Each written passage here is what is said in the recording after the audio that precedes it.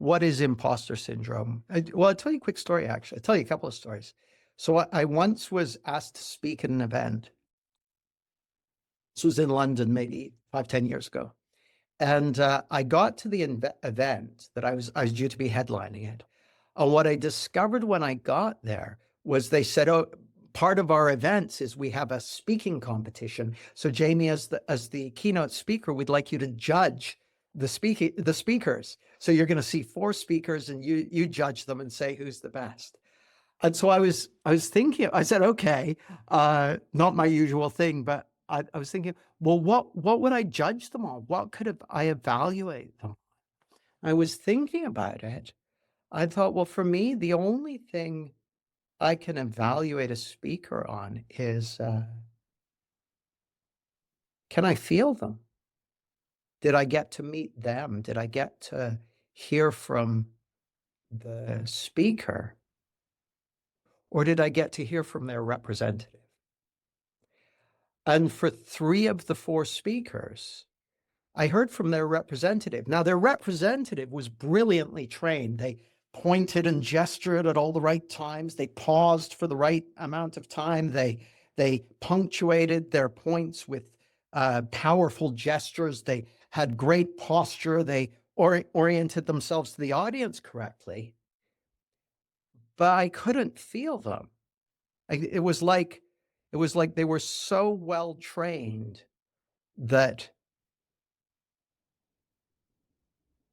there was no them there. Like, I guess them was there, but it was so covered up with technique and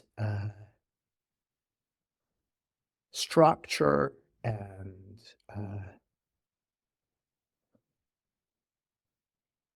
razzle dazzle that I couldn't feel them. And then there was one speaker and I could really hear her. So I said, she wins, and this is why. And it reminded me of one of the very first talks I ever gave. So I, back in 98, 99, something like that, I was terrified of public speaking. And I went on courses and trainings to try and get better at it. And I did presentations in the business where I worked to try and get better at it, but I just hated it. And then I got the opportunity, it's probably more like 2000 actually, I got the opportunity to speak at an NLP practice group and to do a talk on a topic that I was passionate about, right? You know, basically being yourself and following your path and being true to yourself and that sort of thing. And so I was on my way to give this talk and I was feeling really nervous.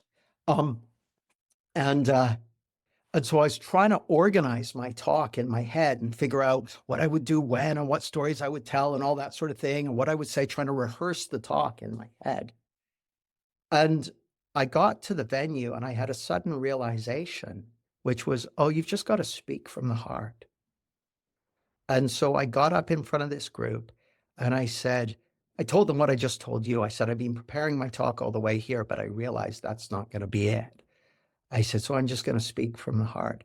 And I spoke from the heart for 10 minutes and I could really feel that I had the group. I had my arms around the group. They were with me. And about 10 minutes in, I got suddenly nervous and I started telling them some of the canned stuff I'd been preparing in the car on the way there. And immediately the feeling went. And I realized something really, really powerful, which is there's nothing more powerful than being yourself, because people can feel the truth of your being. And so this brings us to imposter syndrome. My assertion to you, well, I'll tell you one more story. I was due to give a talk. This was back in 2007, I think. And it was a talk for men. At the time I basically had this idea that men could be more attractive to potential dating partners by being themselves. You know, because I'd heard it, every guy I ever met they said that all their female friends told, and their mom told them, just be yourself, right? And so I was like, okay, well, how do you operationalize that? Because a lot of guys thought, well, I tried that, but the self I was being didn't seem to really have the desired effect. Um, so it was called attracting women from the inside out. Anyway, so I said I'm going to do this talk. Tickets sold really well, so I had a group of 30 or 40 or 50 guys who had all paid to come to this talk. And in the days leading up to the talk, I got more and more anxious. I was like, oh God, what was I doing offering this talk? I'm not that good at attracting women from the inside. Who am I to be doing this? All this sort of stuff. And it was really, really bothering me. And by the time the day of the talk arrived, I was not literally, but metaphorically shitting myself. I was like, oh God, this is going to be absolutely dreadful. And I was trying to think of a way to get out of it, which is that's pretty classic for me. If there's something I really don't want to do, I was like, think of ways to get out of it. I could feign illness, or I could, I'll just say, oh, it's been whatever. I was trying to think of ways to get out of it. And then I had an idea. And my idea was this: I'll take my company checkbook with me. And when it's shit and everyone wants a refund, I'll just refund them their money. That's fun. And so I was like, okay, I can do that. I can do that. So I took my big company checkbook with me and I set off to do this talk. So I get there. I'm more nervous than ever, but it's like, okay, I'm going to do it. And by the way, this was classic imposter syndrome. And by the way, also, by this point, I was quite an experienced speaker, right? 2008, I'd been teaching and training for 10 years, but I had this sense of this was the right thing for me to be doing. But now I felt like a total fraud, total imposter, right? So anyway, nervous as hell, go up to the front of the room, start doing the session. And it was great. I loved it. And the audience loved it. And I got incredible positive feedback from it. And at the end of it, I was like, well, that's weird.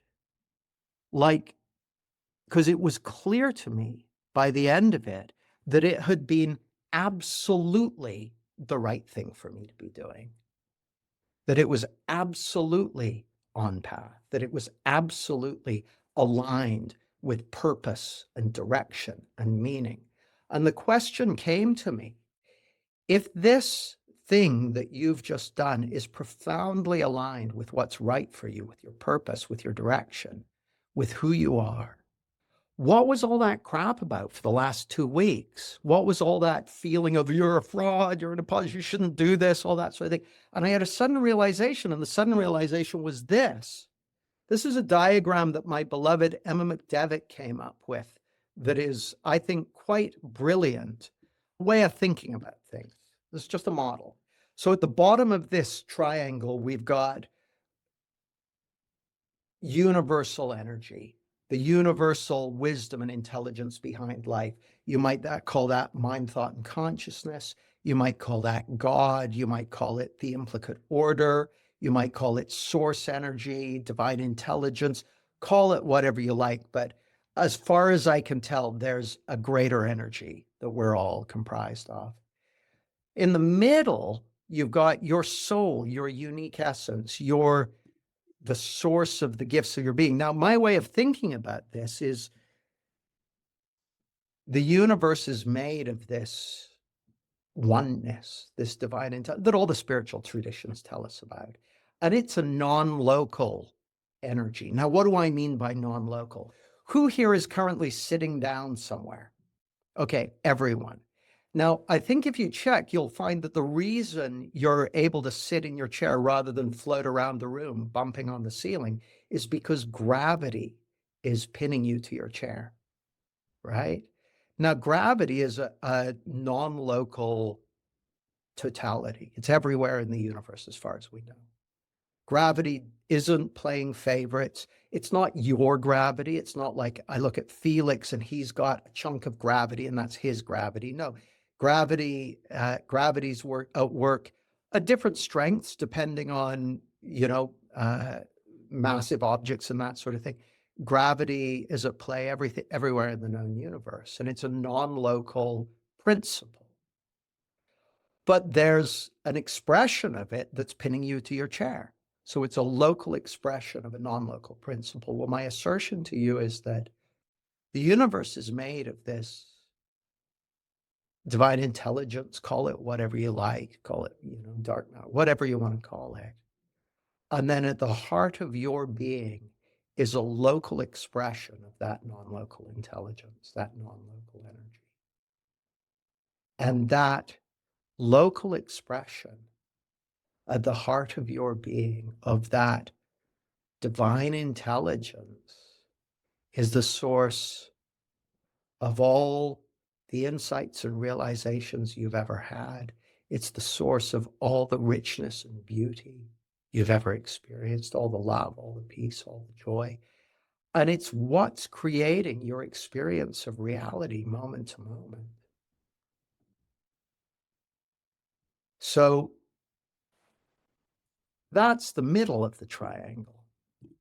Then at the top of the triangle, we've got your conditioning, also known as your ego, your personality traits, your habits of thinking, how you think about yourself and the world and that sort of thing. And there's a tension between those two for all of us. We come into this world, we've got certain gifts, and then we get told by parents, friends, teachers, society, religious figures, television characters, we get told in a variety of ways to not be quite like ourselves and to be a little more like other people want us to be. And so there's a way in which your ego, your personality, your conditioning, to some degree, is going to be adrift with who you really are, with your unique expression, your unique way of being in the world, your unique gifts to give. And there's a way in which, this is just how I look at it, the process of transformation is one of bringing your ego identity, your conditioning, your personality traits more and more fully into alignment with the truth of your being. So that's what was happening for me when I went to do that talk. I got inspired to do that talk, right? And that came from the heart of my being. It's like, this is the right direction for you. And then my conditioning, my ego, my personality freaked the fuck out. It's like, blah, blah, blah. Because here's the thing, your conditioning, your personality, your ego only knows about the past. Your heart knows about the future. There's a wonderful quote from Steve Jobs that I love. He said, the founder of Apple, quite good at making things. He said, above all, have the courage to follow your heart and your intuition. They somehow already know what you truly want to become. Everything else is secondary. Now, he was good with words, right? He could have said that differently, but I love the somehow in there. What he's expressing is that somehow, in ways that he can't even explain, the truth of your being already knows what you truly are to become. Well, that's another way of saying the truth of your being, the heart of your nature, knows the future. Your conditioning, your personality, your ego, by definition, only knows about the past. It only knows about where you've been. So when I got the inspiration to do that talk, that was coming from the heart of my being. And then my conditioning was freaking out, going, no, this isn't what you've done in the past. No. And yet I did it. I loved it. The audience loved it. And it's like, well, I guess that's what I meant to be doing. And so I continued in that direction. Well, that's happened to me again and again and again. I get touched by an inspiration. I'm like, that's the way to go. And then ego kicks in and goes, you can't do that. Who are you to do that? Can anyone relate? Okay. So that, my friends, is recognizing imposter syndrome for what it truly is, which is ego that's not aligned with the truth of your being. And here's the thing, the truth of your being is going to guide you right through the center of all your conditioning so it can be healed, so it can be dissolved, right? So you'll get the nudge to move in a direction and your conditioning will freak out. And either you take a step in that direction or you go, oh no, I can't do that. But if you take a step in the direction that you're being called in, then you will dissolve the conditioning, the ego, the internal obstacles to moving in that direction. Like you've got a built-in system for guiding you to exactly what you need in order to give your gifts to the world. Thanks for your attention. I look forward to seeing you soon.